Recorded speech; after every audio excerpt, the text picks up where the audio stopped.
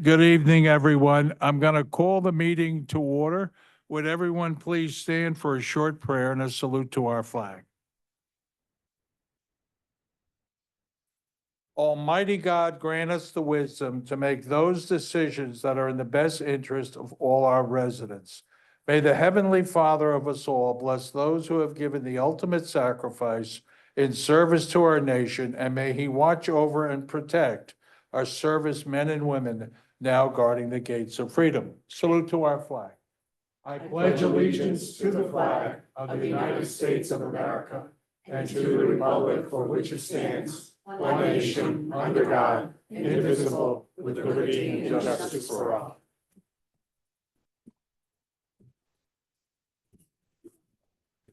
Jessica, statement of publication, please. Take notice that this regular agenda meeting of the Mayor and Borough Council being held on the 16th day of June 2025 has been posted and advertised in accordance with the Open Public Meetings Act, Chapter 231, Public Law 1975. Roll call. Councilpersons Balca. Here. Palisi. Novak. Here. Roberts. Here. Sinarski. Here. Browski. Council President, approval of prior minutes. Move the following minutes of the mayor and council be approved on roll call vote, subject to correction if necessary.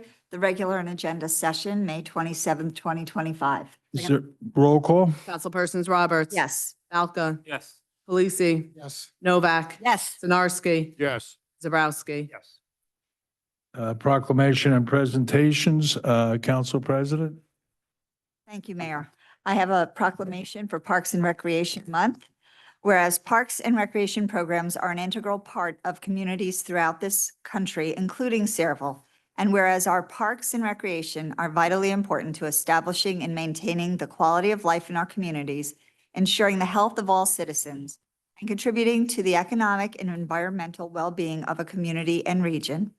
And whereas parks and recreation programs build healthy, active communities that aid in the prevention of chronic disease, provide therapeutic recreation services for those who are mentally or physically disabled, and also improve the mental and emotional health of all citizens. And whereas parks and recreation programs increase a community's economic prosperity through increased property values, expansion of the local tax base, increased tourism, the attraction and retention of businesses, and crime reduction. And whereas parks and recreation are fundamental to the environmental well-being of our community, and whereas parks and natural recreation areas improve water quality, protect groundwater, prevent flooding, improve the quality of the air we breathe, provide vegetative buffers to development, and produce habitat for wildlife. And whereas our parks and natural recreation areas ensure the ecological beauty of our community and provide a place for children and adults to connect with nature and recreate outdoors. And whereas the U.S. House of Representatives has designated July as Parks and Recreation Month, and whereas the Borough of Sayreville recognizes the benefits derived from parks and recreation resources, I, on behalf of Kennedy O'Brien, Mayor of the Borough of Sayreville, do hereby designate the month of July 25th as Parks and Recreation Month. I'll take a motion. Move that the proclamation be approved and roll call vote. Is there a second? Second. Roll call. Councilpersons Novak. Yes. Balca. Yes. Palisi. Yes. Roberts. Yes. Sinarski. Yes. Zabrowski. Yes. And Mayor, before we move forward, our Parks and Recreation Director was unable to be here today. He sent me a note about receiving this. He says, I want to extend our sincere thanks for proclaiming July as Park and Recreation Month in our community. This recognition means so much, not just to those of us who work in parks and recreation, but to the countless residents who benefit every day from our parks, playgrounds, programs, and open spaces. Parks and recreation are essential to a healthy, active, and connected community. Thank you for recognizing the role parks play in enhancing our quality of life and for helping us celebrate the dedicated staff, volunteers, and partners who make it all possible.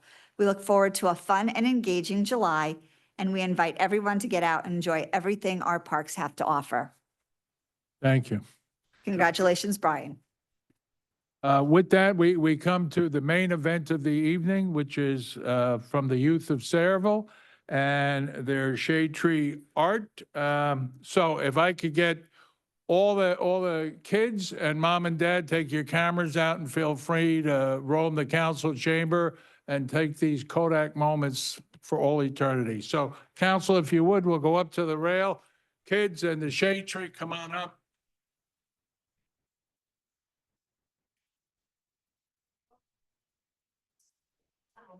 If you all want to just kind of stand over on that side for right now, I'd appreciate that. Hi, my name is Heather. I'm a commissioner for the Shade Tree Commission. I'm here with Ed Grella, our vice chair, and Chris Cunhos, also a commissioner. For the last few years, we've run two competitions. One is an annual art competition, and the other one is an annual poetry competition.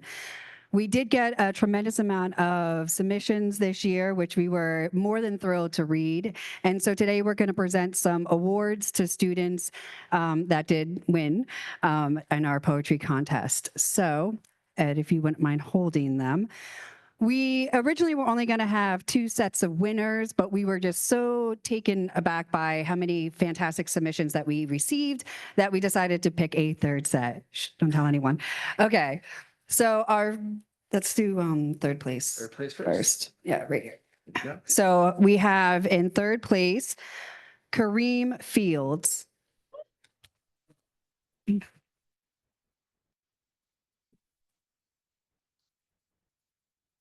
Oh. Thank you.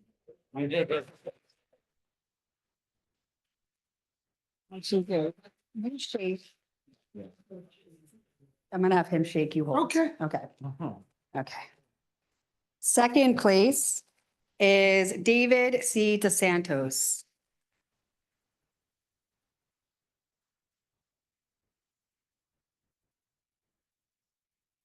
And Hold it up for the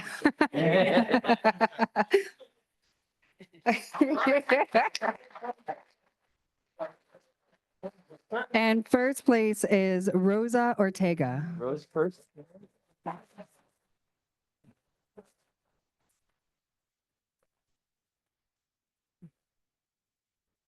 On to the 2nd set of 3. Thank you for your patience.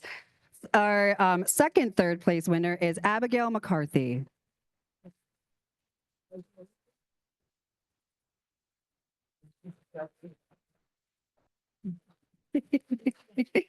Aw. Our second place winner is Vincenzo Rivera.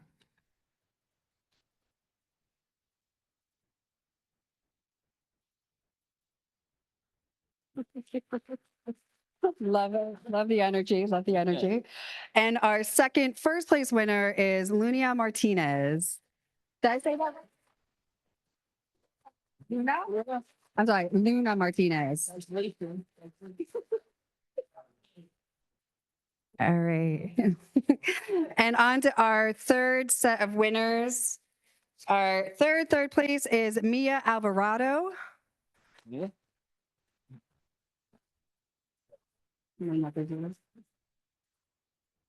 Our second place winner is Hannah O'Halloran.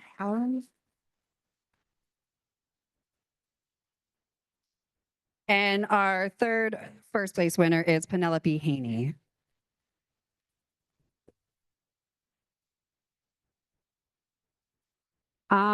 I will say, we just want to get a picture with everyone and of course, Mayor and Council. Also, when we dismiss, if you could just meet Ed in the back. Unfortunately, we don't have the gift cards with us. They're with our president or our chair who's on vacation right now. So we will have to coordinate getting it to you. I'm so sorry about that. But we hope to continue to do this in years going forward. And I'll give it over to Mayor and Council. Thank you, Shade Tree. As always, great job. Young Sayreville residents, are you going out for pizza tonight or did you have it before you came? You had it. Okay. Okay. You had the pizza party. Well, you're winners. You're winners. We're very proud of you. Very proud of you. You're really a testament to the good people of Sayreville, which you're a big part of, and the future is yours. And we thank you very much. Smile a little bit. Mom and Dad are taking your picture. All right. With that, Councilwoman Novak is the liaison to Shade Tree. So let me give her the mic. I'm so proud of you kids. This is really wonderful. I'd like to thank you for participating. I'd like to thank the teachers. They're such a big part of this. And they are a reflection of their wonderful parents. So thank you very much, parents, also. Shade Tree is a commission that does a lot of work in town, and they not only take care of your trees, but they are also there to pass this on to the next generation. So I want to thank them again too for that. I just want to say congratulations to all of you. I'm glad you enjoyed your pizza. I did too beforehand. And I want to thank Shade Tree for all the good things that they do in the community. Thank you. Again, I don't want to repeat, but an outstanding job by our next generation in Saraville. Thank you very much for doing what you do. Congratulations again. Good jobs. Keep it up again.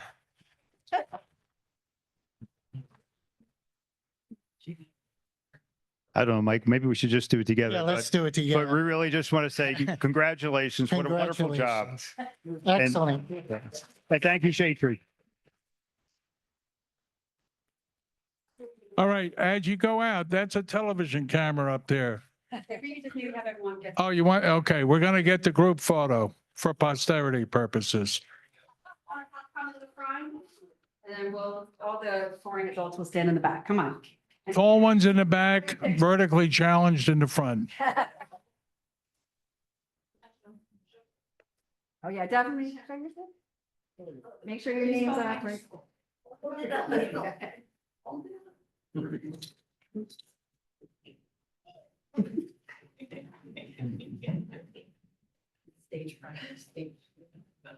All right. And again, parents, if you can head out in the hallway so we can get your contact. All right, so kids, do me a favor. Hold your awards up high, be on TV.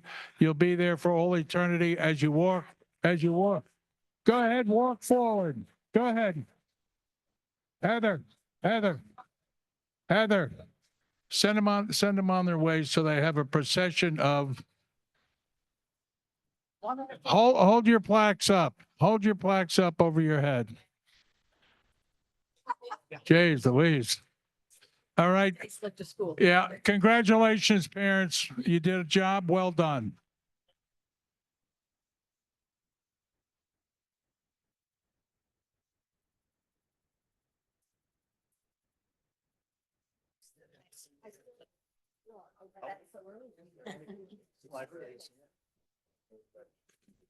Andy, want some water? Anybody want water? I brought my thanks.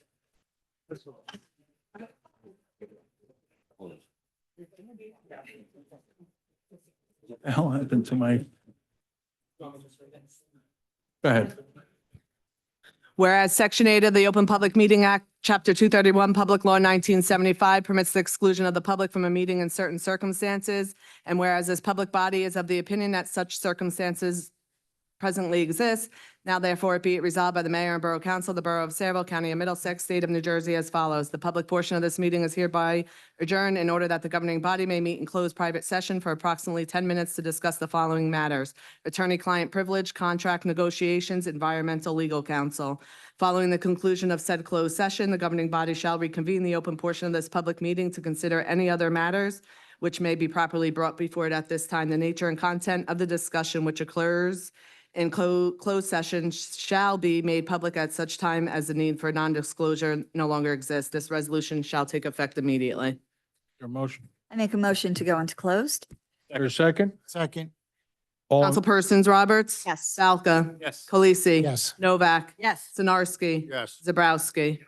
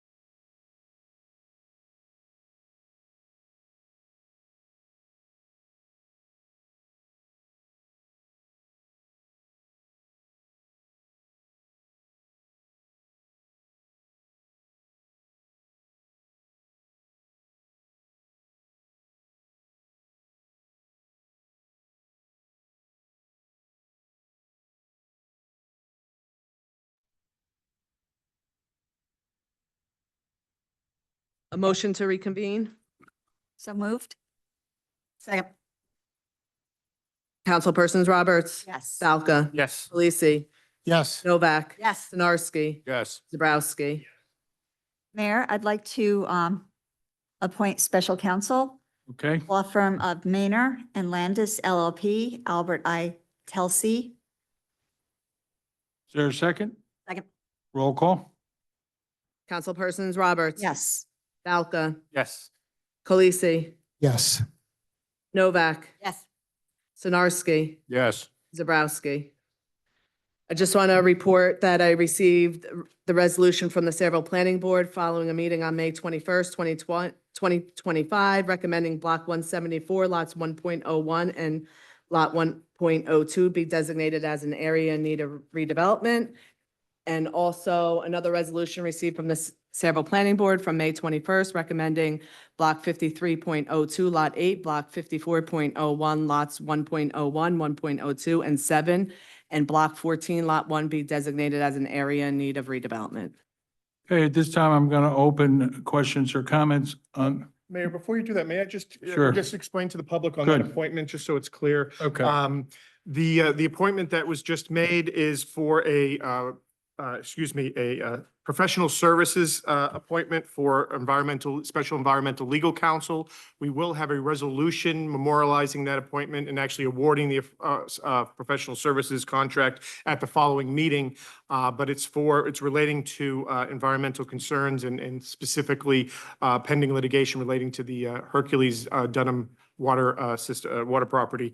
But the appointment will be, I just want to make it clear that it's not a new employee. It is a professional service, and it will be authorized or memorialized by written resolution at the following meeting. Thank you, Mayor. Sorry. okay.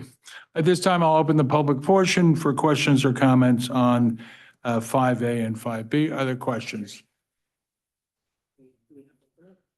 No. It's just reporting on the. Yeah, we don't. No? That's supposed to be for ordinance. Okay, That was. okay, I stand corrected. All right, appointments, Donna? I have two appointments to make. I was expecting to get one more application that I did not see yet. And to the Cultural Arts Commission, I'd like to appoint Kelly Esposito and Margaret Grande. You can, Is there a second?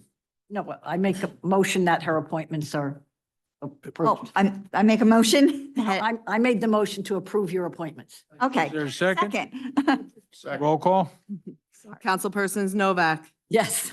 Falca. Yes. Delisi. Yes. Roberts. Yes. Sinarski. Yes. Zabrowski. Yes.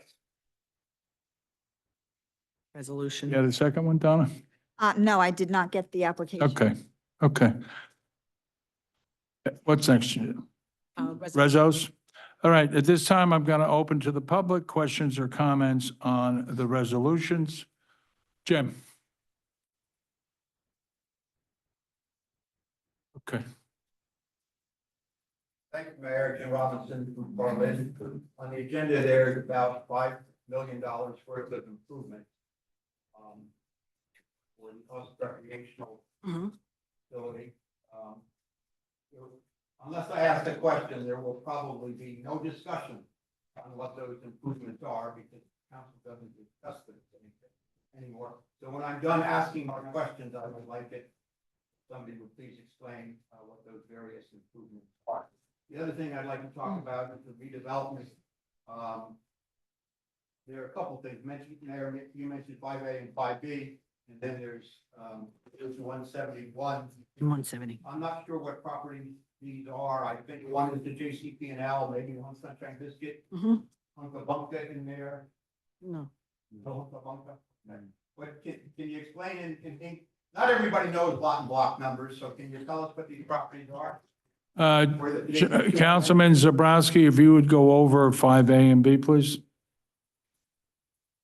Or 78. Yeah. 5A and 5B. So, John? oh, I'm sorry. Yes, I'm sorry. Here we go. Yeah. All right, so blocks 5302, lot 8, block 5401, lots 101, 102, 7, block 14, lot 1. That is actually the JCP&L site. Well, I I thank you think for it's that. encompassing of that. Yep. The second one is for, is primarily the Sunshine Biscuit property, but there is also some area that's on the other side of Journey Mill Road that's inclusive of the, for the redevelopment area is inclusive of, in that area as well, some of those Okay. blocks. Thank you for that. And 171, John? That's what I just explained. Okay. Well, I don't Okay. suggest that in the future, I mean, I had an idea what these were, but I know lot and block numbers, because I have no life, as somebody explained a year ago. The planning board chairman, I know the lot and block numbers roughly. Yeah. So I appreciate very much, but I'm gonna suggest that when you put the agendas out, just note what the property is, so that folks Common name. reading this have an idea of what you're talking about. Yeah, we just made that suggestion.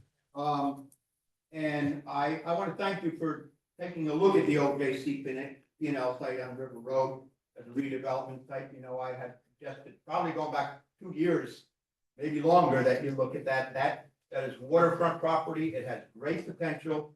I hope you'll give it the attention and, it's got great potential. And I hope that you'll look at it creatively and there'll be well thought out uses that it deserves. Because we've seen what's happened to most redevelopment sites. There are warehouses, self-storage warehouses, and warehouses. And let's do better on this prime piece of property that is waterfront. Let's make it something the residents can take pride in, that we can use, that we can enjoy, something will be a benefit. Something that will be a benefit to the entire borough of Saraville. Now, I have a question about the old Sunshine Biscuit property. And as you know, I thought that would be a wonderful location for a school bus depot. I understand the other two that we're looking at, there's some problems with. They already park 70 to 80 tractor trailers there without approval, so we know buses would fit. And with a pilot, they get a big tax break, so maybe in exchange for the pilot, they'd allow a bus depot there. Not for free, charge a reasonable rate, but allow it. Now, I just want to mention this. I have a question. When Arsenal came in and other folks came in and we argued against the pilot because the schools would be cheated out of money. In the case of Arsenal, out of millions, about $30 million, the schools will not get because Arsenal has a pilot. And the argument was, but this is new development. They just aren't getting new money. They aren't losing old money, and they'll still be paying the property taxes on the land. My question is this: if you put the JCP&L site into a redevelopment zone and you give them a pilot, because let's face it, that's why they want to be in a redevelopment zone, so they get a pilot, will the Board of Education lose money then if you go from a tax? Right now, Sunshine Biscuit pays about $730,000 in taxes. So that's roughly about $400,000 that goes to the Board of Education. They pay $730 in property taxes. If they no longer pay property taxes and they get a pilot, does that mean that the $400,000 that they are now paying to the Board of Education won't be paid? And can there be and It's the same. if that money goes up, Stays the if same. those bills go up, Stays the same. stays the same? Stays the same flat? Well, now it goes up every year. So will it stay the same? So even that is a loss. How much? 20 seconds, Jim. Okay, all right. So I just want to make sure that the schools will be held harmless in this situation. And even if it stays flat, well, that doesn't hold them harmless, because every year they get more, because as you know, taxes go up every year. So I'd like a more thorough, I appreciate that off the cuff answer, but I'd like a more thorough response to that. Thank you very much. Are there any other questions or comments? Being no other questions or comments, I'll entertain a motion. I move the public hearing be closed and the consent agenda resolutions be approved on roll call vote. Second. Roll call? Councilpersons Roberts. Yes. Valka. Yeah, and 2025, 145, I'm abstaining on the Adilex bill. Yes on everything else. Khaleesi. Yes. Novak. Yes on everything but 170 and 171. I'm going to abstain on those only because it's not that I'm not in favor of this. It's just that the information that we got from the planning board said that they relied heavily on the Sarah's planners report, and they said it was attached, and it was not attached. So I didn't get to read it. And then our resolution actually says that we read all of these reports. So I don't want to say yes if I haven't read the reports. Snarski. Yes. Zabrowski. Yes. Okay, next item. I didn't. Motion to accept the correspondence as listed.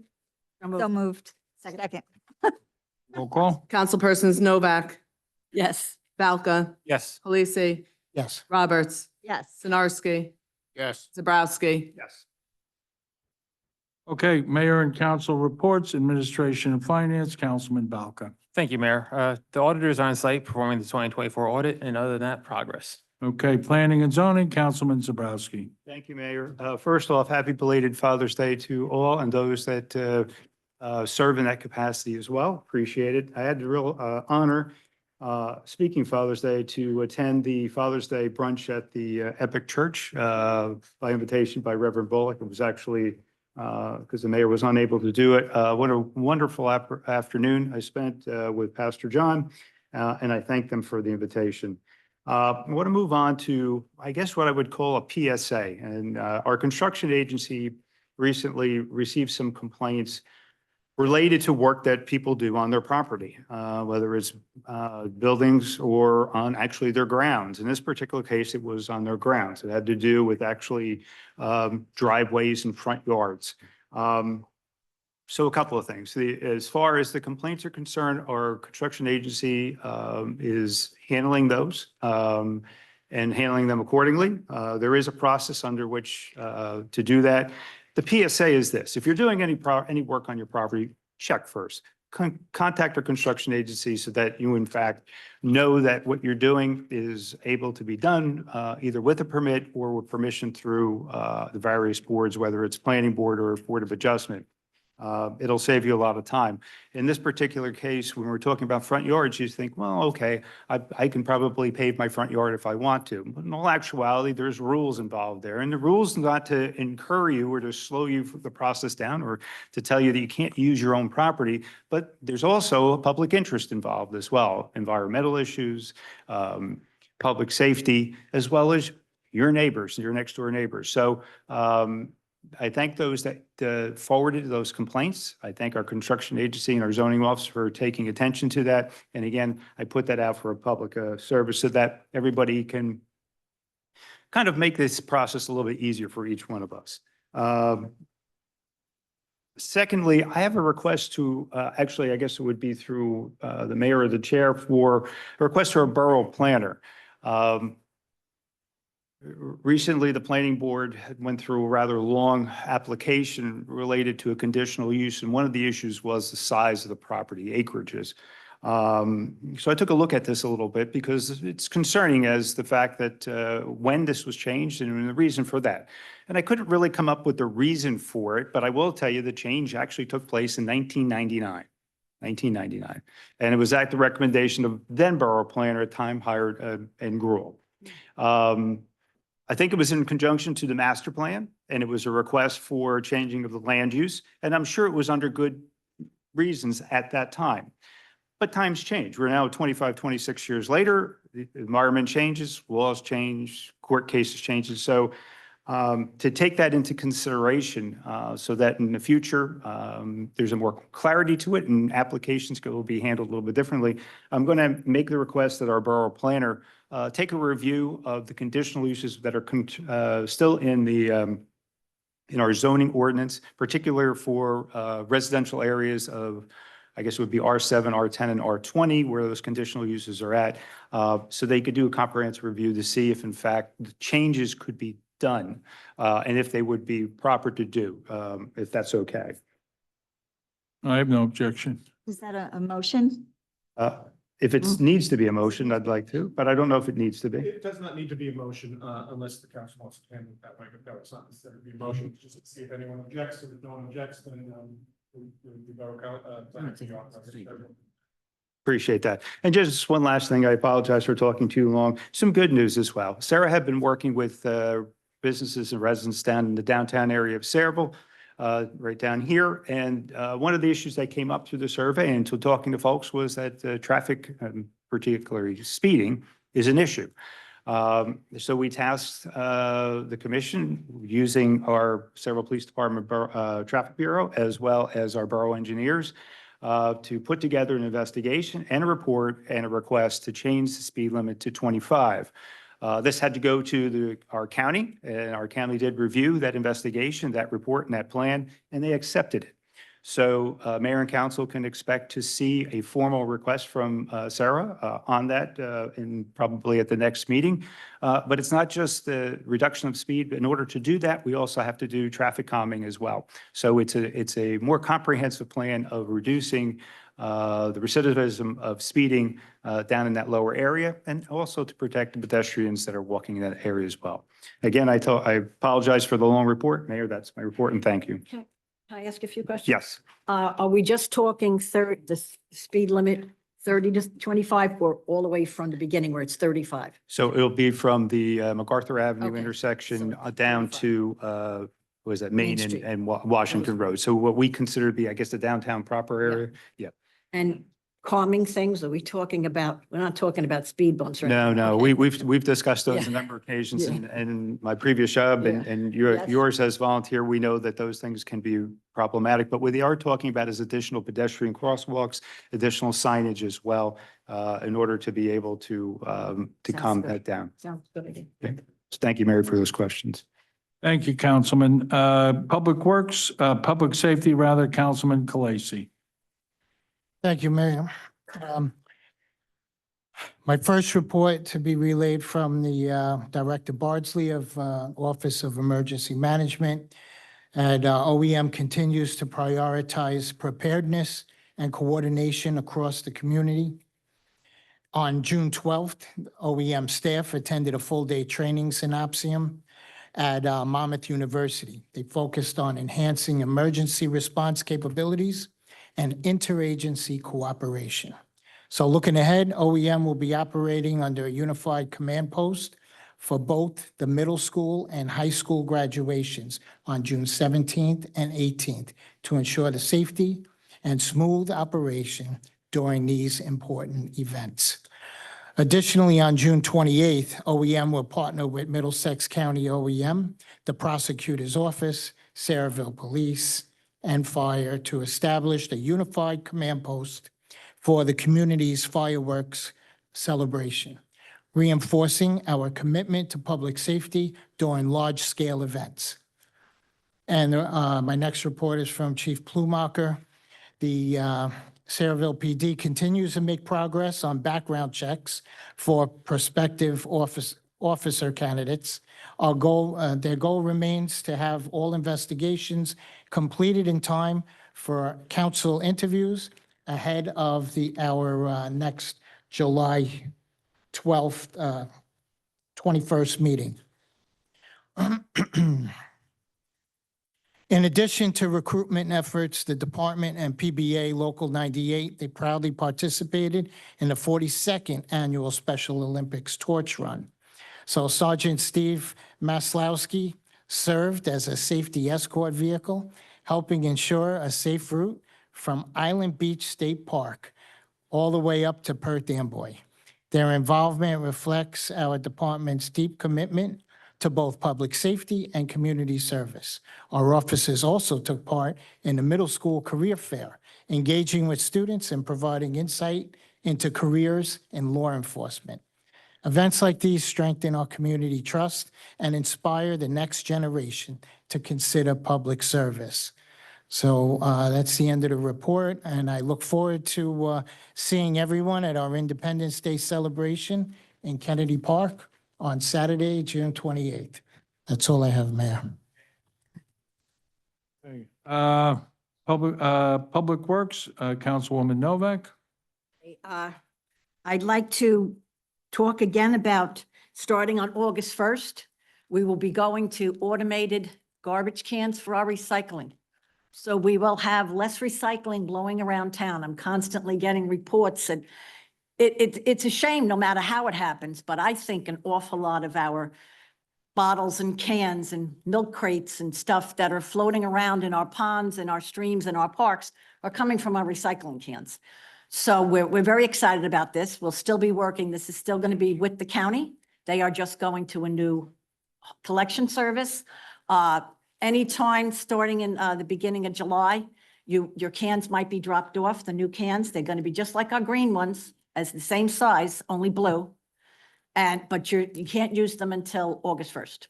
So I'll probably just keep saying that at every meeting until August. Also, I'd like to talk about our Flag Day services. I was a little. Wait a minute, Jim, we can only, the mics pick up the conversations from the audience. So if you'd let one meeting go on at a time. Go ahead, Councilwoman. Flag Day services. A lot of people don't realize that the veterans organizations in town, they collect everybody from all over town. You drop off your flags during the year if they've been in any way damaged, and they have what they call a retirement ceremony where they burn them.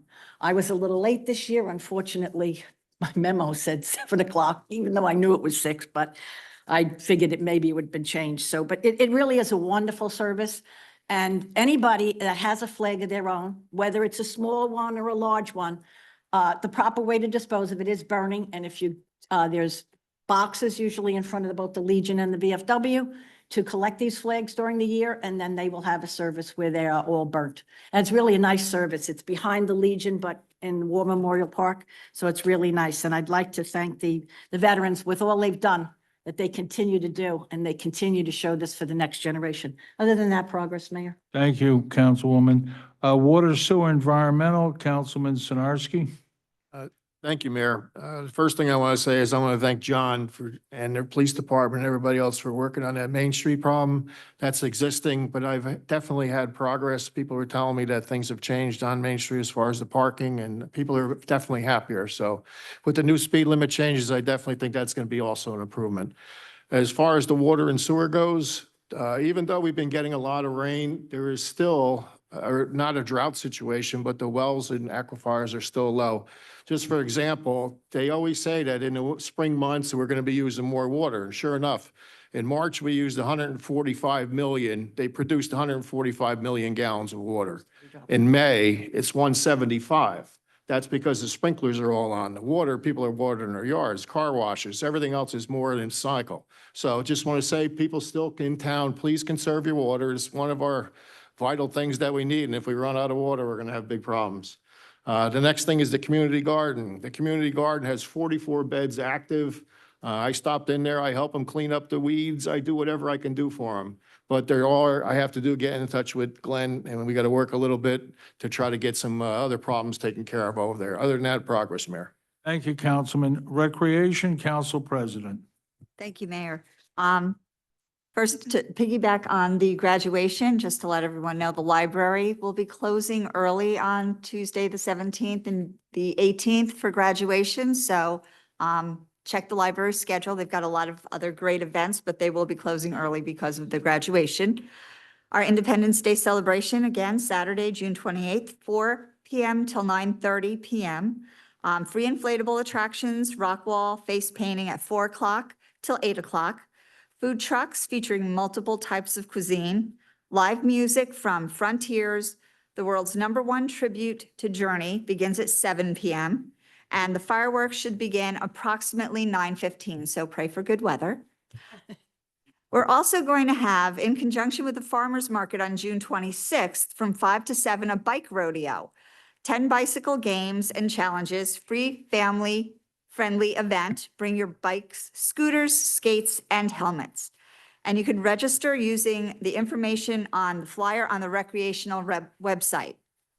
We also have June 25th, lots of things going on. Teen Night from 7:30 till 10:30 at Burks Park. It's going to be an end of school year pizza party and movie night. Registration is required. That's also on the recreation website. And I do want to say Cultural Arts is working on a very active calendar besides for Teen Night. I believe we have a meeting tomorrow to finalize all of that. So once that's all finalized, we'll share the schedule out and we'll be publishing that so you can attend the many activities and bands and other things, cultural activities that we're going to have on that upcoming schedule. So a lot of things coming out. Let's just hope the rain is done.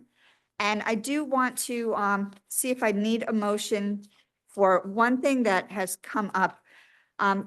We do have background checks for those who are going to do volunteers with our teams. I thought it would probably be a good idea to do a background check just on all of our boards and commissions, just to make sure we have that. Can we look into that? Yes, I can start looking into that and present something to the council for its consideration or, report back for, and if there's something that requires an ordinance or resolution, I'll start preparing those with the council's direction. And I think that would be a good consistent practice across all of our boards and commissions. Anything else, Council President? I believe that's it, Mayor. Thank you. Thank you, Council President. For myself, for those of you who were not aware, there was the trial about the murder of Councilwoman Eunice Dwumfor was concluded, and there was a conviction, and the sentencing, I believe, will be in July, Glenn. So our thoughts and our prayers and our best wishes go to her family, her daughter, and may that never happen again. It was truly a tragedy. Second thing, this Thursday, Friday, and Saturday is the annual St. Stan's Carnival, which is as much of a town event as it is a parish event. So for those who were unaware, it's Thursday, Friday, and Saturday, and it's a lot of fun. It's a great deal of fun. With that, we'll go to general discussion and agenda items. Authorization to amend the shade tree ordinance. I make a motion to table that. Second. Do we need a motion or we can just pull it, Joe? Well, for the council to act, it has to be a motion and second. Okay. Unless it's just tabled administratively. Okay. Okay. Who's that? You, Mike? Who's? Do we need a roll call? Yep. Councilpersons Roberts, Yes. Valka, Yes. Khaleesi, Yes. Novak, Yes. Sinarski, Yes. Zabrowski. Yes. That being said, I did ask the attorney to give a report on this. It's the last thing that we need or want to make this a footballed item. So this is something, I've been sitting up here as mayor for 23 years. And it's very common to go through our ordinances and do housekeeping and bring them current. Jim, listen, if you want to go out in the hall and do what you want to do, you might get some attention out here, but you're not getting any here. That being said, as Councilman Palowski once said, and I use it quite frequently, a government is a living document. So that which was done 25 years ago, 30 years ago, 50 years ago, sometimes needs to be brought current. So I asked for a brief report from the borough attorney on shade tree ordinances, both in Sayreville and in the state. So Counselor, if you would, please. Yes, Mayor. Yes. The origins for this ordinance that was prepared and was discussed at the last meeting was in fact that I'm working with the administration to actually go through our current ordinances, specifically with regard to all of the different boards, commissions, and committees of the borough to make sure they're up to date and also consistent. We have certain boards that operate differently or commissions that operate differently than others. They have different rules. So we're looking at those to try to make them more consistent. And when doing so, we're looking at specifically with regard to the Shade Tree Commission.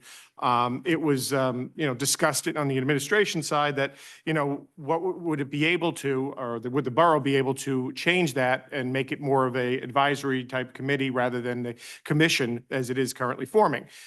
There are different commissions and committees throughout the state. Some of the shade trees are in fact advisory committees. They're not commissions.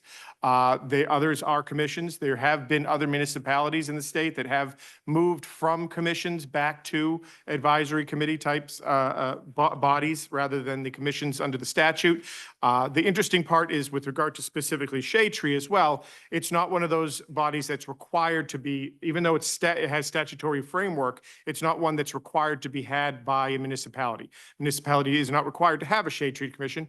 Most do, or most have an advisory committee in lieu of a commission, but most do have some type of shade tree body.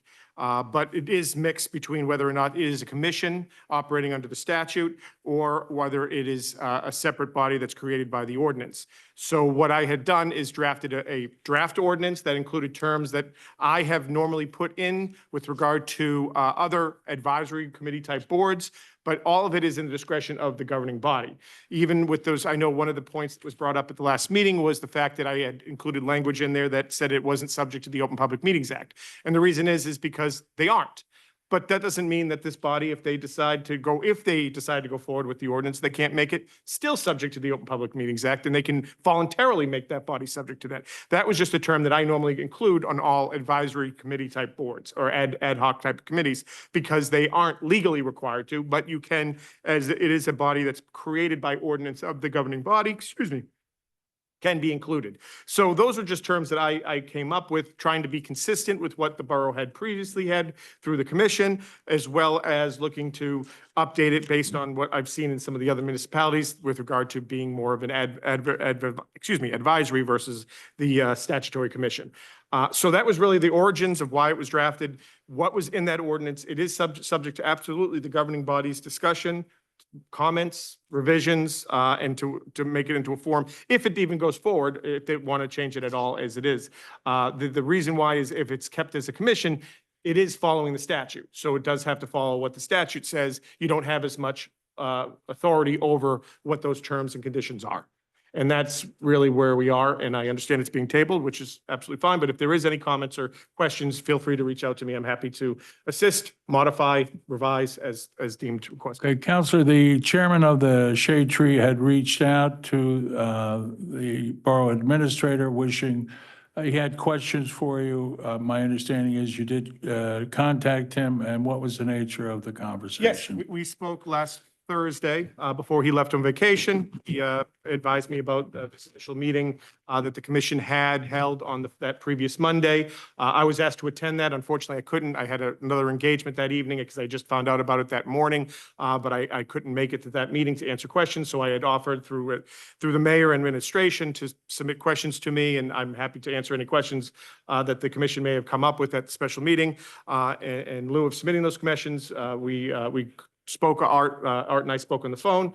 He was asking me questions about the same ideas. Where's the origin of the ordinance? What was, some of the background of why it was being presented and what might be the fate moving forward. And I explained the same thing, that that was just a draft that I had come up with, to be circulated and commented on. It was just something that it had a lot of terminology that I normally use and trying to incorporate, but it's the governing bodies, the council's document, so it can be revised and modified as they deemed fit. He had asked about, the commission itself, and we talked about how, it's a discretionary body. It's not one that's mandated by statute. Even though it is in the statute, it's on a mandated body that the borough has to have. So it is in the governing body's discretion as to whether it keeps it, modifies it, or changes it one way or the other. And then we also spoke about the tree fund and how, yes? Go ahead. Sorry, I thought I heard someone.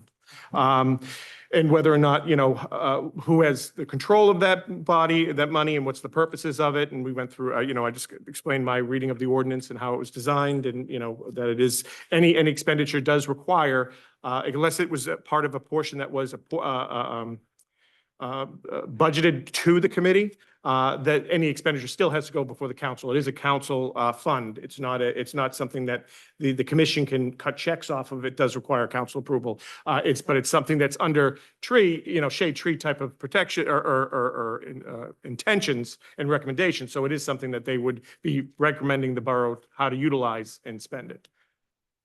Are there any questions from the governing body? I just have really a statement I'd like to make. Mary, I can't hear you, dear. Okay. What I objected to was, your explanation sounds really nice, except for the fact that it wasn't something that was advisory. It showed up on the agenda for first reading of an ordinance, and that does not follow our protocols. It should have been on the agenda meeting, and then we should have asked you to do something for the next meeting. That's not the way it worked. I knew nothing about it until I received my agenda on that Thursday. I had no knowledge of it at all, and I am liaison to Shade Tree. So the process was not followed at all. It just showed up on the agenda, on the business part of the agenda as first reading without any discussion with the council prior to that. And that's just not what we're supposed to be doing. Thank you. I'm new to the borough, so I can't say what the past practices. I know I've looked through the borough rules though, when I came on board to make sure I'm comfortable. There is actually nothing in the borough council rules or any of the ordinances that require agenda sessions, or that it be reviewed through agenda. So my experience just in representing municipalities is part of the introduction process is when you put it on the agenda for introduction, that is the inception of that conversation with the council. But that's. Money was expended that was not approved by the council first. So how can you say that's the normal course of business? You were advised, not by the council, but by somebody. The mayor said that he was the one that did it. So I'll accept, the fact that he's the one that did it. But any expenditures are supposed to be, they start here, not with one person. So it would have to necessarily be discussed at agenda meeting for us to direct you to do this. And you were never directed by the council to prepare an ordinance and put it on the agenda. You're correct, but as the borough attorney, I'm also advised and directed to act by the administration, by the clerk, by the mayor. There's a lot of things that don't come before the council that I have to work on, that I expend money on, that I have to do, including preparing contracts, resolutions, reviewing Oprah requests, providing legal advice, and preparing an ordinance. It would be the same thing. It doesn't get enacted without the council, and it does require comments, but that would be if the clerk asked me to prepare an ordinance, or the administrator asked me to prepare an ordinance, or the mayor asked me, or the council asked me to prepare an ordinance, that I would still prepare that same ordinance, being the borough attorney. Whether or not that goes through for introduction, adoption, and process, to actually being enacted by the governing body, that's different. That comes before this body, and that is what, the process is, being introduced, being discussed as the council. But for me to actually prepare the ordinance, that's very common for me to do so with directions of any part of the. You said this, I've been sitting up here, this is my 21st year. And nothing ever gets put onto the business part of the agenda unless it's an emergency. And we all agree, put it on the business part of the agenda, even though we didn't discuss it. That's the way it's been done. Now, I'm going to be honest with you. We used to approve all the rules of order at the first meeting, and we used to hand out a book every single year. If it's been changed since I've been off, but it was always in the rules of order that everything had to be discussed to the agenda. Not in there. Yeah, it's not. Not in there. It It's might not just in been there, the that past it's been practice. changed? It might have just been the past practice of the council, but I apologize right from the first start. I said, I'm new. I don't know what the past practice of the council was. I'm only. All right, Dealing so with this. we're moving forward. Yep, Mary. yep. Okay. Are there any other questions from the governing body? Okay, that being said, item 2. Authorization for the tax collector to refund taxes and cancel all subsequently billed taxes due to 100% disabled veteran tax exemption for Block 32.03, Lot 14, in the amount of Hey, $8,000. Jim, I'm going to ask you to go out, whoever you want to talk to, just bring it out in the hall. I can't have two meetings at the same time. So please take all your meetings out in the hall. All right, please don't conduct them because the microphones pick it up. It's distracting, it's annoying, aside from being rude. So you're more than welcome to go out in the hall, turn the light on, shut the door, have all the discussions you want, but not in here, not while the governing body is engaged. In the amount of $8,532.66. Application for membership as a firefighter received from Richard Ramos Castro, accepted by Morgan Hose on March 6, 2025, and Anthony Mastro, accepted by Morgan Hose and Chemical Company at their May 1st, 2025 meeting. Is there any objection? Next item. Request to travel received from Melrose Hose Company to attend training on August 6th and 7th in Jersey City. Any objection? Next item. Authorization to enter into an interlocal agreement with Middlesex County for disposal of paint. Any, reso needed. Next item. Authorization to extend groundskeeping contracts with Chris Landscaping and Custom Care Services for one additional year term and increasing the contract rate for Chris Landscaping to $101,852.48. Any, I just ask, it says increasing it. How much of an increase was that? It just says increasing it too. Do we know? It's a little over 1%. Thank you. next item. Authorization to purchase 95-gallon automated garbage cans from IPL North America through HGAC contract in the amount not to exceed $41,372.23. Any objection? Next item. And request received to hold a block party from the following residents of Cleveland Ave on July 5th from 11 a.m. to 11 p.m. Any objection? An application for a special event received from the South Amboy Sayreville Rotary Club to conduct a car show at the VFW on Journey Mill Road on June 29th from 10 a.m. to 4 p.m. Any objection? Okay, thank you. Business Administrators Report? Mayor, several months ago, we were contacted by GenOn, which is the property owner for Jersey Central Power and Light Facility. They're divesting of all of their holdings in Sayreville. They approached us with an offer to give us Crab Island, as they no longer have a use for it and they're not going to have any operations in Sayreville anymore. It's been reviewed by both the engineering and law department, and there's been no objections from those professionals. So I'm looking for permission to have the borough attorney draw up a ordinance for acquisition or acceptance of this donated real property. Are there any questions or objections? Next item. Liabilities with that? None. Next item. Thank you. We got a couple of grants in. Oh, I'm sorry, Glenn, were you done? You're done, okay. We had a couple of grants come in, DCA grant for Jerry Us Recreational Complex in the amount of $500,000. 2025 Clean Communities Grant in the amount of $103,117.49. And 2025 Recycling Enhancement Grant in the amount of $10,000. Anything else, Danielle? Nope, that's it. Thank you. Glenn, if you would just go over the grants that became available for the S complex that you've spent the last several years putting together, please. What the total cost is and how much of it is non-taxpayer, non-Sayreville taxpayer money. Thank you, Mayor. None of the money we're employing for that project is Sayreville money. The bulk of it is legislative grants through the legislature, and also included in the funding for that is the $1 million we received from Trammell Crow from the warehouse project, totaling, I think, Jay, were we at 4.5 or something like that? 4.8 approximately for the. $4.8 million. And currently, just in answer to an earlier question, the original concept was to do a baseball field, parking improvements, and a multi-purpose field. We're still a little short on the funding, so rather than chase our tail and continue to wait to deliver on the project, we did move forward with the bidding for the baseball field and the parking improvements. And this next $500,000 will start inching us toward the multi-purpose field once we have full funding for that. Okay, good work, Glenn. Thank you. Borough Engineers Report. Jay, would you also include an update on the firehouse? in your report tonight, please? Sure. The item listed is Borough Hall Walkway Project. We're receiving bids prior to your next meeting. So if everything's in order, looking for a resolution to award that contract at your July meeting. With regard to the firehouse, our office has completed the remediation plans and specifications. They're currently being reviewed by your architect. So once he signs off, then we'll be able to proceed with the bidding of the remediation phase of the project. Okay.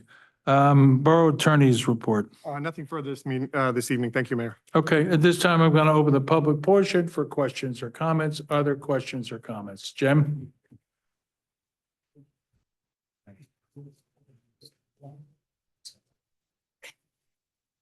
Thank you, Mayor. Jim Robinson, Parlin. First, I want to thank Councilman Zabrowski for his comments about changing the ordinance.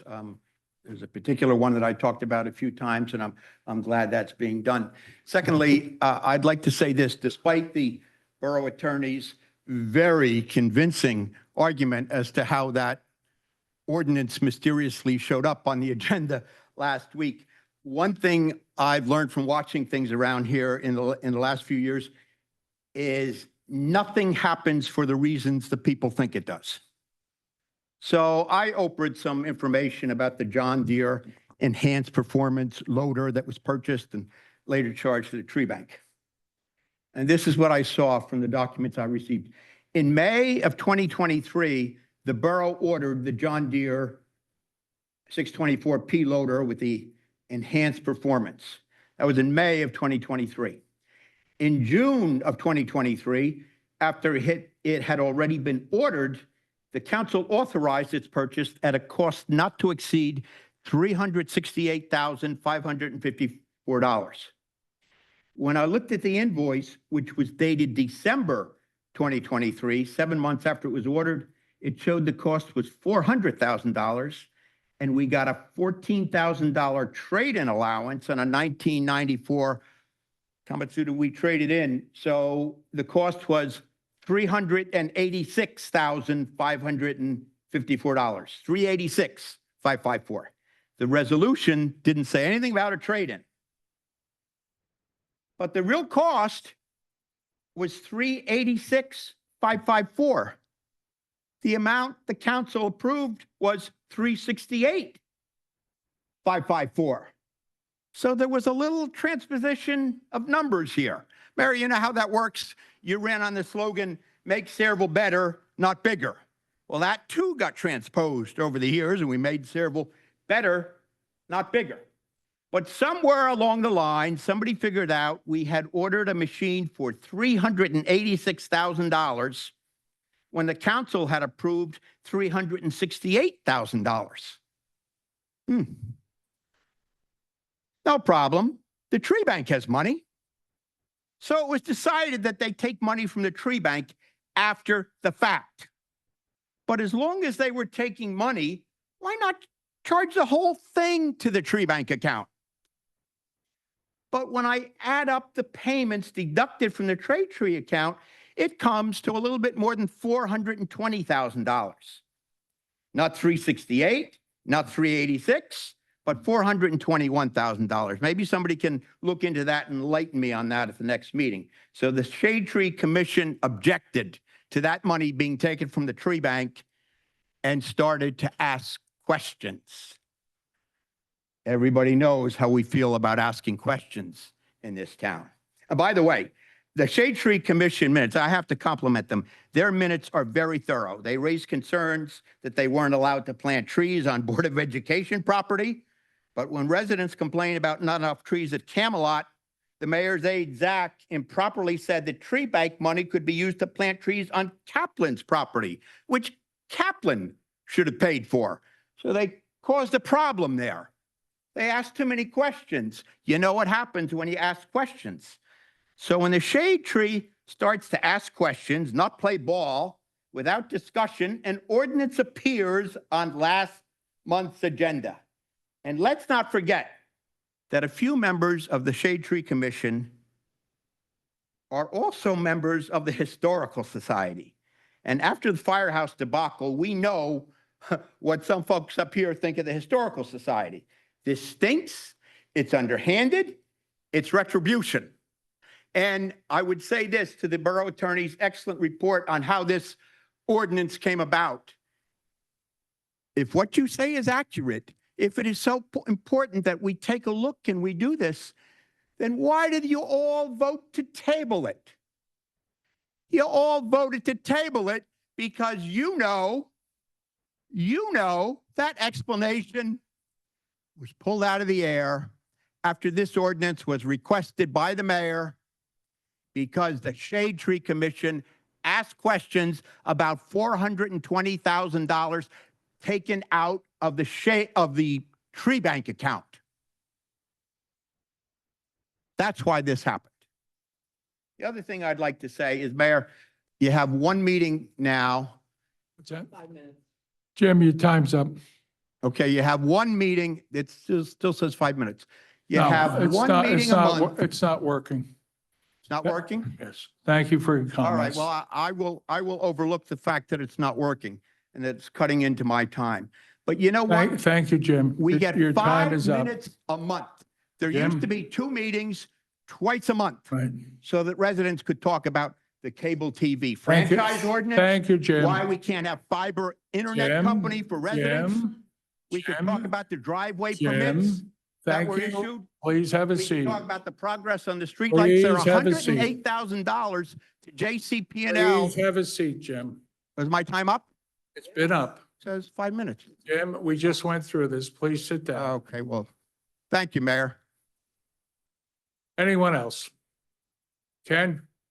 Oh, this gentleman right here. Hold on, Ken.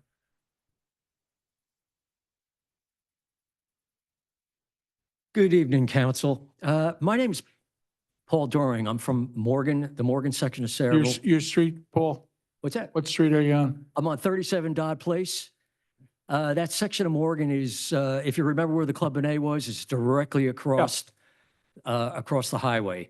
I'm here on behalf of my neighborhood residents, and I was wondering if I could pass around some of these photos, Okay. the map. If you can look at these photos, the whole issue I'm having is with curbing. There's a street adjacent to Dodd Place and Tyler Street that was just recurbed. And from what I understand, Dodd Place and Tyler Street, they won't be done for a long time. The process was explained to me. I'm hoping these pictures might like expedite the process if you can see. And I also, there's a map there. If you look at the map, you can see everything that's highlighted green. All of those streets have been recurbed. The ones that are highlighted pink, there's only like four streets that haven't been recurbed. So in any case, it's the residents, my neighborhood residents are a little frustrated and perplexed as to why it's taken so long. It's almost like as though our streets were overlooked. All of Morgan is, the streets are pretty good, but our streets are horrendous. When's the last time they were done, Paul? They were never curbed. No, when was the last time they were paved? Paved? They were paved about 5 years ago, right before the pandemic, I Okay. think. I'm not sure why the curbs weren't done. Usually, the old rule of thumb was if we, let's say, mill and pave, that was always the preferred method because it was the least expensive, which means you take the top coat off and then you lay a new top coat down on the road. So if we just milled and paved, now this is an old number, we could get about 13 to 15 streets done a year. If we did the curbs, it was, Jay, roughly about half of that. The curbing was that expensive. We will absolutely give this attention, but. I would appreciate that. Okay, but. Big time. So yourself and you're on the Fernando Steak side of the road? Well, for Fernandez Steakhouse is Morgan Avenue. Okay. All right, that's, if you're coming out But you're 35 on that north. side of 35? Yes, I'm on that side. You're on the northbound Okay. side? It's a small, quaint neighborhood. I've lived there Yeah, since no, I've January of knocked on the 63. doors there over the years. And it's just, like all my neighbors are saying, if you go to that meeting, ask them why.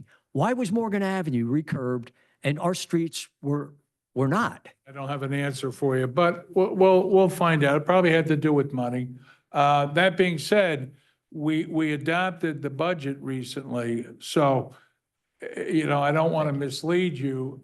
Can you leave those here or? I can leave these photos here. I'd like them left With the with map? Jay, with the engineer, with Jay Cornell, please. Thank you. Okay, and we'll take a hard look at it, and we'll get back to you. Yeah, my fear is if they come in and say, look, we're just going to repave. That's all we can afford. Right. If they come in and repave, it's that my neighbors are like, we're never going to get curbs because they're going to come around and rate. I guess they rate the road. Somebody Well, rates it. Yes, yes. Okay. So if they come up our street, Tyler Street or Dodd Place, and they say, oh, this is just repaved a couple of years ago, You're gonna Right. wait another 25 years. yeah. We'll take a look at it from the curbing. We'll take a look at were these streets ever curbed? Never. So they. Now, if you see in the pictures, there's a lot of makeshift curbs made out of wood. The curbing I have in front of my house, my dad did that 50 years ago. Right, He just right. put Belgian blocks in there. They're all crooked. There's bricks. Right. There's just, the curbing is atrocious. We'll take a look at it. Okay. I give you my word, we'll take a look at it. I really appreciate. And we'll communicate with you. Is your contact information in that folder? You have it? Yeah, Okay. I'm the one who sent out, in April, I sent out letters with the petition. In fact, I have a petition here. Every resident, on Dodd Place Right. and Tyler Street signed it. Okay. So, thank you. I appreciate it. No. Well, the guy down the end do you know Jay? You will now. Yes, I talked to Jay, Okay. when I Right. came in. He explained the process. Right. But I'm hoping that like the pictures will expedite. Well, the whole expedite thing that is, process. we'll go, because it's one of the older sections of town. I'm just grasping for straws right now. There could possibly be some set aside grant. Don't know. But we're gonna find out. It's Okay. always best, the rule in Sayreville, it's always best when somebody else picks up the lunch check.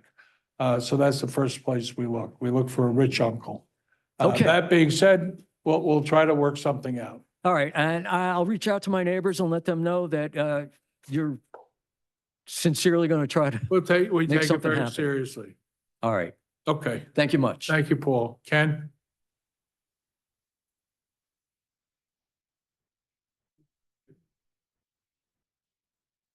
Thank you, Mayor. Ken Olszewski of Sayreville. I found the discussion on how items get on the agenda to be quite interesting. Not too believable, quite frankly, the question Mary asked. I sat up there for 6 years. I never heard of an item getting put on the agenda in the terms of an ordinance without the approval of the governing body.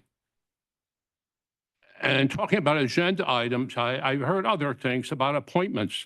The second engineer that was appointed on January 1st, there were questions that I overheard about how that appointment got on the agenda and who knew about that and who didn't know about it. And it all goes down to what I've been saying here for months about no questions, that we do not answer questions in the governing body. And what it means really is we're running a secret government here. And secret government is a corrupt government. I've talked to friends in Monmouth County, Ocean County, Union County. I'm talking about local government, and everybody's got their complaints. Don't get me wrong. Nobody said, well, my governing body is wonderful. But when I mentioned that our governing body doesn't answer questions, that's where it stopped. Everybody said, oh, wait a minute, I never heard of anything like that. How meetings are run. I talked about this at the last meeting I was at here, and the mayor, which after he closed the public portion, he made some kind of a reference, and you can correct me afterwards if I'm wrong, Mayor, but that you checked with the veterans, and they're happy with the way you run meetings. I'd like to ask a few questions about what they're exactly happy with. Are they happy when you move from a 5-minute to a 3-minute public speaking? Are they happy when you called the people who come to these meetings a-holes? Are the veterans happy when you call the people who come to these meetings dopey people with no lives? And were they happy to see when residents came, not out of order, but to ask questions and talk like I'm doing now, that you had a police or escort take them to their seats? I think that's what we get when we talk about not answering questions and a secret government. And you want to talk about veterans, let me tell you, I've got plenty of veterans that have been in my family and my wife's family who served in World War II. I have a brother that served in Korea, and I have a brother-in-law that was a prisoner of war in Germany who fought for democracy in this country. And it's a democracy that people like two-bit politicians are trying to take away the freedoms of the public.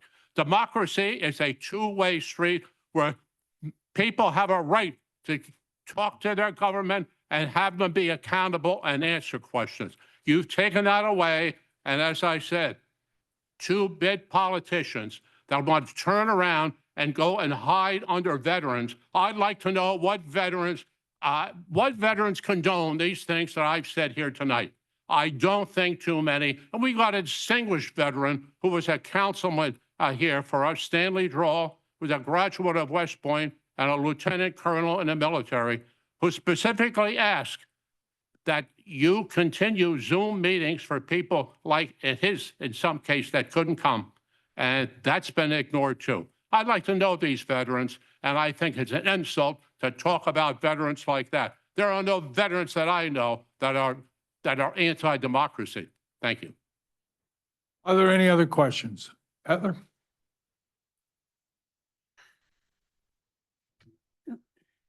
Hello, Heather Yanoni Posky, 71 Zaleski.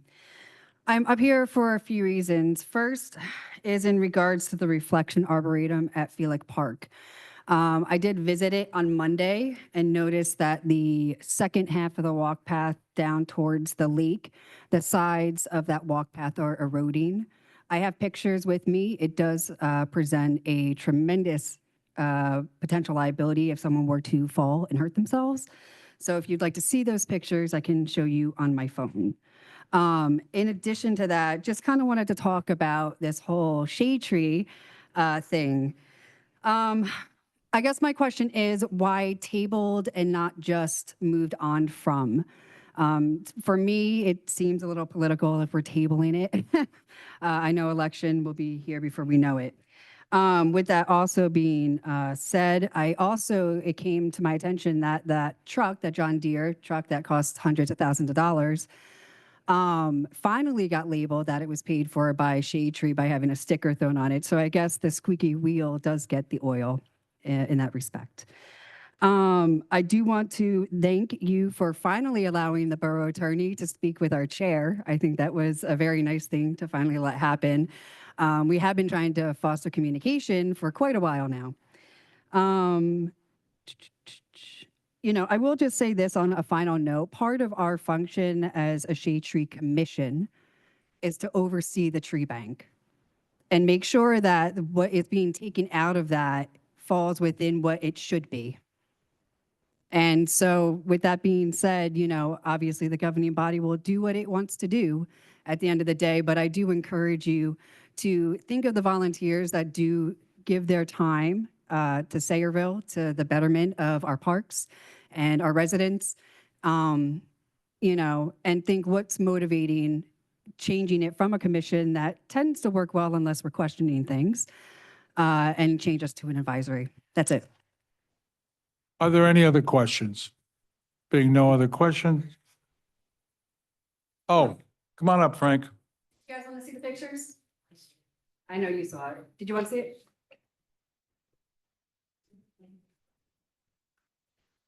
Go ahead, Frank.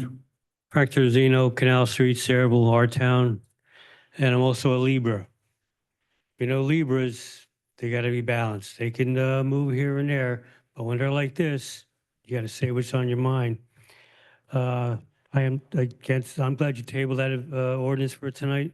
I think it would be unfair to these great people. They do a lot of work. Like for the kids, they got those 2 programs, they got the ceilings, and they're always doing something. So I think to do what is out there, I think it'd be a wrong thing to do. I disagree. The first shade tree was 1940. That ordinance was drawn up 1940. So I think, in my personal opinion, in my humble opinion, that this is just basically 2 guys having a fallout, and it's touching everybody, from you guys to our guys. So I think 2 people should get together, shake hands over the rail, and let's just move on to bigger and better things. This is not the right way, to do this. And I wish Art was here today. I'd ask you, Mr. Mayor, and Art to come to the rail, shake hands. Let's just tell the truth here. There's something going on. It's not about you. I don't have details. I don't want to know details. Let's just move on. The attorney's getting in trouble. Everybody's getting in trouble over nothing. So that's my 2 cents, and I hope I'm wrong. Thank you, Frank. Are there any other questions or comments? Being no other questions or comments, I'll entertain a motion to close the public portion. Make a motion to close the public. Roll call? All in favor? Aye. Motion to adjourn. Not yet. A couple of things. Having sat up here, first as a councilman in 1997 and then as mayor at the beginning of the century, there was a time where we had 4 meetings a month. The first one was an agenda meeting, and the second one was what we call the action meeting. It was long, it was ponderous. There are certain people who just talk endlessly. So in the interest of expediting things, we went to 2 meetings a month where we combined the agenda and the action meeting into one. It's worked, in my opinion, it's worked pretty well. The thing that I keep reiterating to people is Sayreville has 45,000 people, and we're here to provide service. So we're here to provide police, fire, and first aid to make sure that they're properly trained, properly equipped, and they are, and they do a fabulous job. We're here to pick up the trash. Our employees are really second to none. So when you look at the list of services that we provide between first responders, public works, parks, libraries, we have about 70 parks, small, medium, and large. We now provide any kid that wants to play a sport in Sayreville just signs up. We have a fabulous recreation department. We're in the service business. We provide services. As I said, all of these aspersions that we're doing something illegal, immoral, et cetera, it's the same people that could pontificate endlessly about nothing. And what I always recommend to anybody that thinks that there is something going on that is dishonest, go right to the prosecutor, let them know your fears, and we will deal with the prosecutor if they ever come here. This is a very straight governing body. Everybody up here does it for a little bit over $100 a week, and it's a service. That being said, as far as the veterans go, in my office, my chief of staff is Ken Kelly. Ken Kelly was a medic in Vietnam. Ken Kelly gave aid to the wounded and the dying. There is no finer man than Ken Kelly. And we have, and the veterans of Sayreville are second to none. So when there's a complaint about veterans not being serviced, he is also the head of the Veterans Alliance. I go to Ken Kelly, he looks into it, and he gets back to me and lets me know if there's an issue. And if there's an issue, we address it.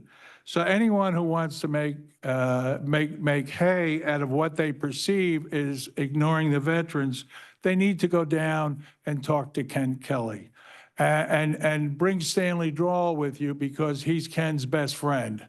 Secondly, the second person I have down there is Andrew Ozog. He is a Polish immigrant that came to this country with $100 and he made a life.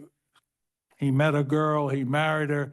They had a son who is a West Point graduate, who is currently serving in the United States Army as a Apache helicopter pilot, who teaches at West Point, as does his wife, who is a West Point graduate and teaches at West Point. So anybody, any phony baloney, fake patriot who wants to make or try to make hay that somehow this group of people is ignoring veterans is completely lying. Second thing, this equipment for that's used by the borough for shade tree, for borough issues, this was purchased under the last mayor. I'm not going to go backwards. I'm only going to go forward. It was a piece of equipment that's used for, I guess, landscaping. Is that what it's used for? It's a payloader. Okay. So we have a piece of equipment that's used to help the people of Sayreville, and I'm not going to split hairs on this. Who has control over the piece of equipment? The people of Sayreville have control over the piece of equipment. Jim, if you can't, you go out in the hall. If you can't, if you're going to cat call. And then the last thing I have, just so it's on the record, our friend Jim Robinson, as far as I know, is the campaign strategist for the Democratic Party this year, and he's desperately looking for an issue, in my opinion. So there is a lot of looking around and trying to develop some kind of scandal so that he can run a campaign for the two Democratic candidates this year.